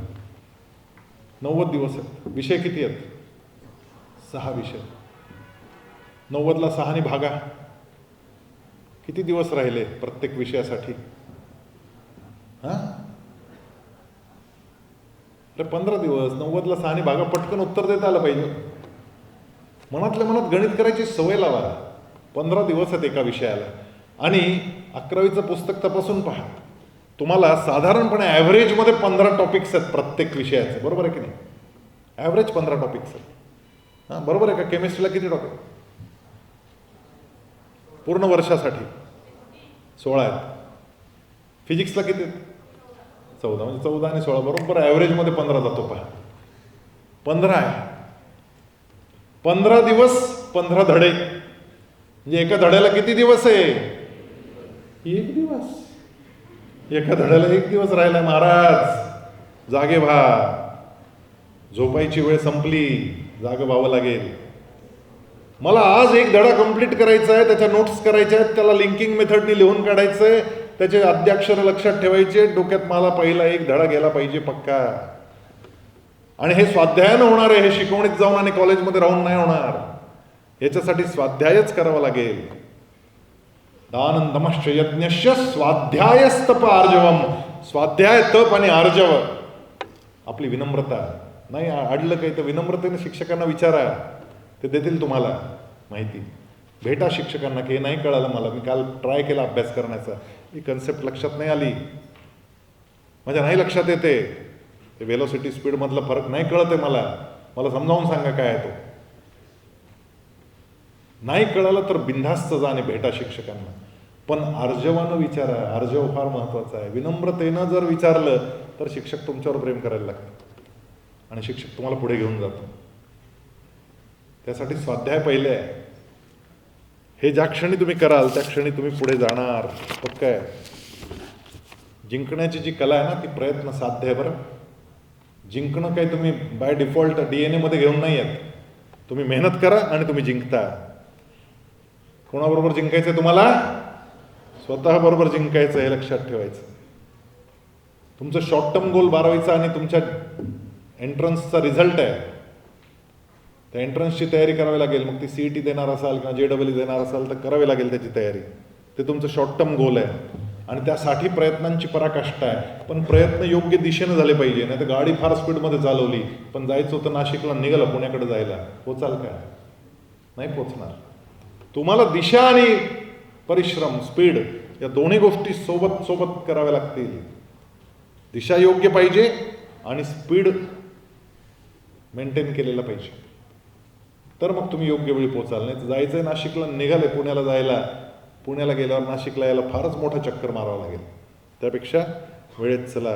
काम आता आज टाइम टेबल तयार करायचं आहे, मग आज भान ठेवून टाइम टेबल तयार करायचं आहे आणि उद्यापासून आजपासूनच बेभान होऊन अंमलात आणायचं. भान ठेवून टाइम टेबल करायचं आणि बेभान होऊन ते अंमलात आणायचं. हे ज्याला जमेल तो पुढे जाणार आहे. पण त्यासाठी आजपर्यंत मी जो होतो तो जो आहे ना, तो बदलावा लागेल. बदलणार? चला, तुम्ही बदलता की नाही जरा चेक करतो. मी 3 म्हटलं की तुम्ही 1 टाळी वाजवायची. किती वाजवायची? 1च वाजवायची, पण एकदम जोरात आवाज आला पाहिजे, खणखणीत. चला, हात तयार ठेवा. रेडी? तयार आहात का? मागचे पोरं हात असे तयार ठेवा. रेडी? 1 2. हे अरे 3 म्हटल्यावर आधी टाळ्या वाजायला लागल्या. या मोकळा का? आवरून घेऊ का कार्यक्रम? हां, म्हणजे भाषण बंद करण्याच्या टाळ्या नाही ना? 3 ऐकू आलं की टाळी वाजवायची, 1ला टाळी वाजवायची नाही. आपल्याला फार घाई झालेली असते अनेक वेळा, गडबड नाही करायची. 3 ऐकलं की मग टाळी वाजवा. रेडी, तयार, 1 2.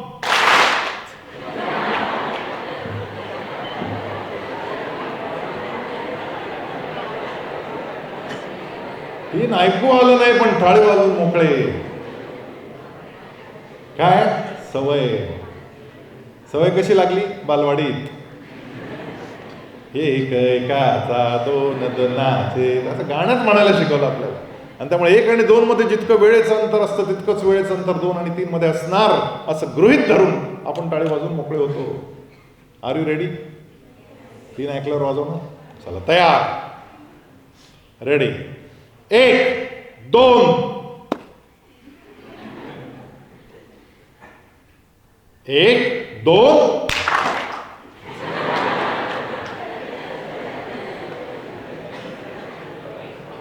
पोरी बऱ्यापैकी शिकल्या, मुलगी शिकली, प्रगती झाली, पण पोरं मात्र अजून बदलायला तयार काही काही वाजवलीच. कानात प्राण आणणारे निश्चय मनाचा पक्का करा की नाही म्हणजे नाही वाजणार. 3 ऐकल्यावरच टाळी वाजवीन, मी बदलणार आहे. तो जो अहंकार, तो आहे जो आहे ना, तो आहे माझा आडवा येतो, मी स्वतःला बदलणार आणि आजपासून सुरुवात करणार.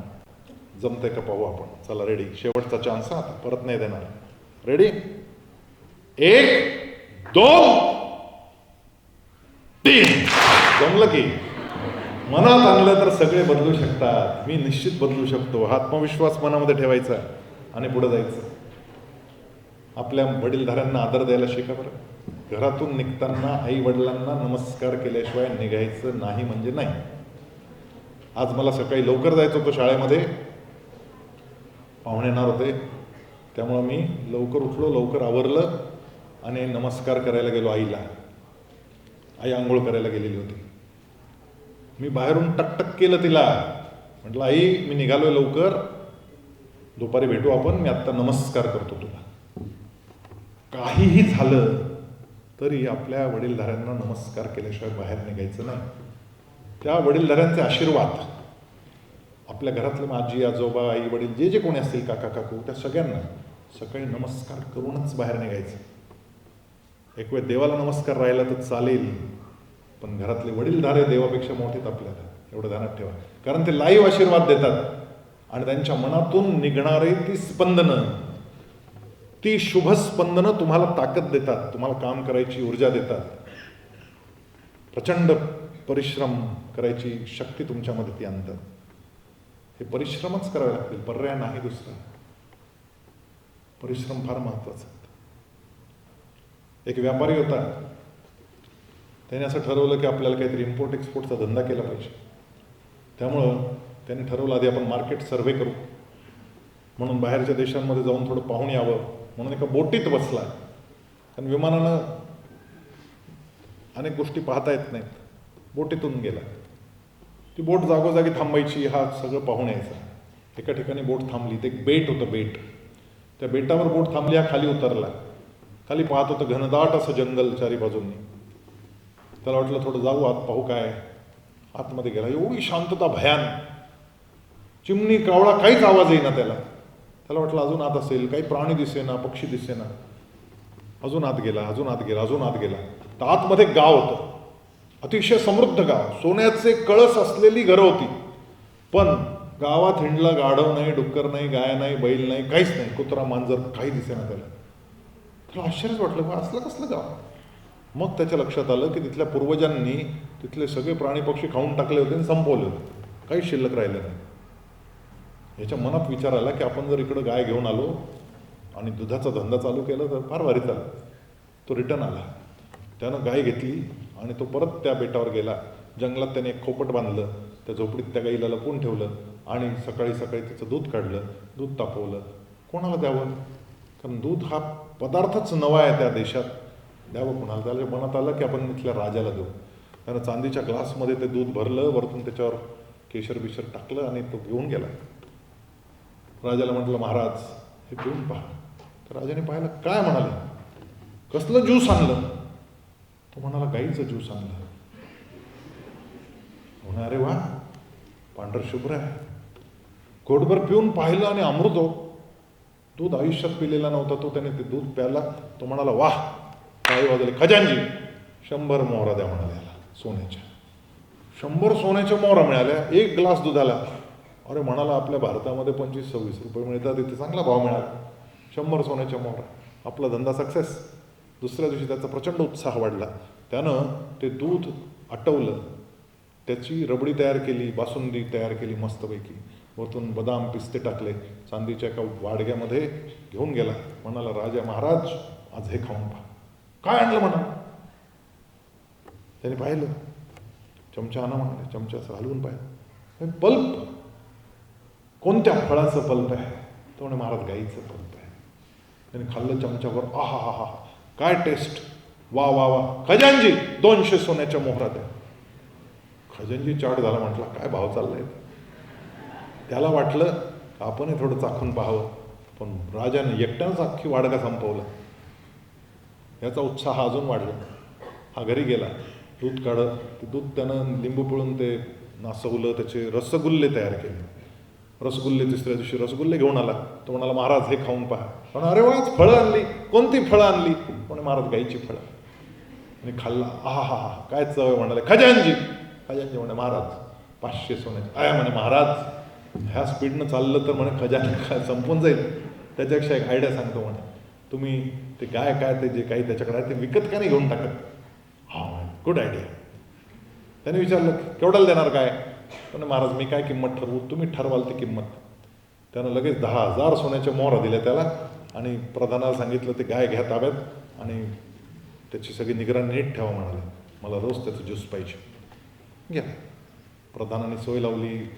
प्रधानानं लगेच त्या सेनापतीला सांगितलं. सेनापतीने सरदाराला सांगितलं. सरदाराने लगेच सैनिक पाठवले.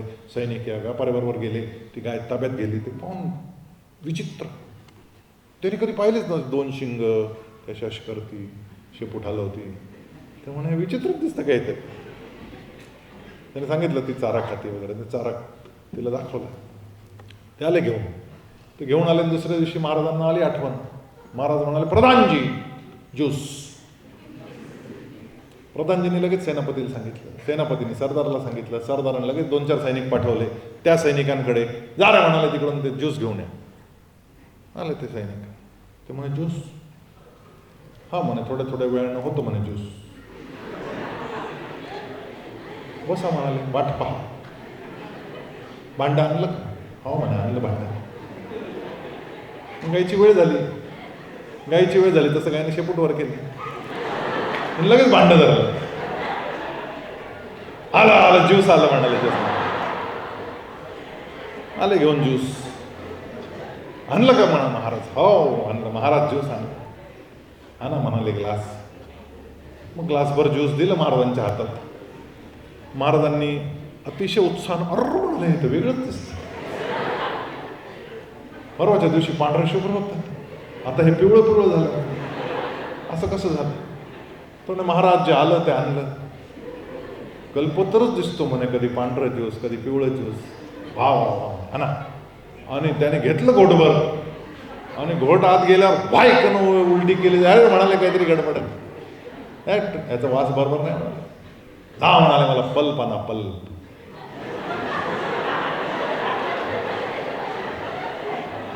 आले बोंबलत परत. महाराजांना पल्प पाहिजे.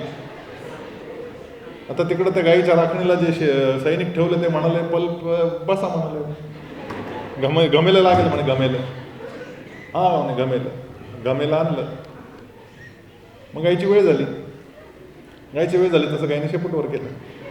ह्यानं लगेच गमेलं धरलं. अरे मला बत एवढं नाही खाऊ शकणार म्हणाले महाराज. वाटीभर पुरे झालं. मग वाटीभर घेतलं त्याने. आणलं महाराजांनी. महाराज आई चमचा आणा. लगेच चमचे उभेच असतात अशा वेळेस. लगेच एक जण त्यातला चमचा घेऊन आला. मग महाराजांनी म्हणाले काय भानगड आहे. त्या दिवशी पांढरं शुभ्र होतं, आता हिरवं कसं काय आलं. पण महाराज जे आलं ते आणलं. महाराजांनी चमच्याभर घेतलं, तोंडाजवळ नेलं आणि वासानच महाराज किंचाळले. म्हणाले काय आणलं हे. फसवलं आपल्याला, 10,000 सोन्याच्या मोहरा घेतल्या आणि खुशाल फसवून टाकलं. पकडा म्हणाले त्या व्यापाऱ्याला. ताबडतोब सैनिक धावले, त्याला साखळ दंडाने बांधून घेऊन आले, महाराजांच्या समोर उभं केलं. महाराज म्हणाले, काय फसवतो आम्हाला? काय झालं म्हणाले महाराज. काय झालं? अरे तू पांढरं शुभ्र ज्यूस दिलंस आणि यांनी पिवळं आणलं. तू पांढरा शुभ्र पल्प दिला, यांनी हिरवा आणला. हे काय हिरवं पिवळं लावलंय म्हणे. ओ म्हणे महाराज थांबा, गडबड आहे, मी घेऊन येतो, मला तिकडे पाठवा. मग त्या सैनिकांबरोबर हा व्यापारी परत तिकडे आला. त्यानं गाईचं दूध काढलं आणि महाराजांसाठी तो दूध घेऊन आला. तो म्हणाला, महाराज हेच आहे की नाही? त्याच गाईचं आहे. असं कसं म्हणाले? तुला पांढरं शुभ्र ज्यूस मिळतं आणि आमच्या सैनिकांना पांढरं पिवळं, पांढरं हिरवं मिळतं म्हणे, हिरवं आणि पिवळं मिळतं. याचं काय कारण आहे? म्हणे महाराज एक सांगू का, गाय दूध देत नसते, गाईचं दूध काढावं लागतं. त्याच्यासाठी मेहनत करावी लागते, परिश्रम करावे लागतात. जे फुकटात मिळतं ते हिरवं पिवळं असतं आणि जे परिश्रमांनी येतं ते मात्र शुभ्र धवल असतं. शुभ्र धवल यश जर संपादन करायचं असेल तर परिश्रमांना पर्याय नाही, मेहनत करायची.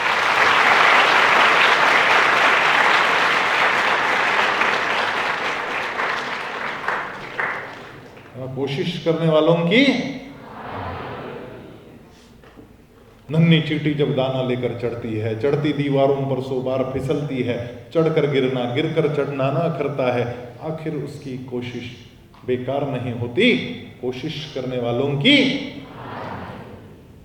डुबकिया सिंधु में गोताखोर लगाता है, जा जाकर खाली हाथ लौट कर आता है, मिलते न सहज ही मोती गहरे पानी में, बढ़ता दुगना उत्साह इसी हैरानी में, मुट्ठी उसकी खाली हर बार नहीं जाती.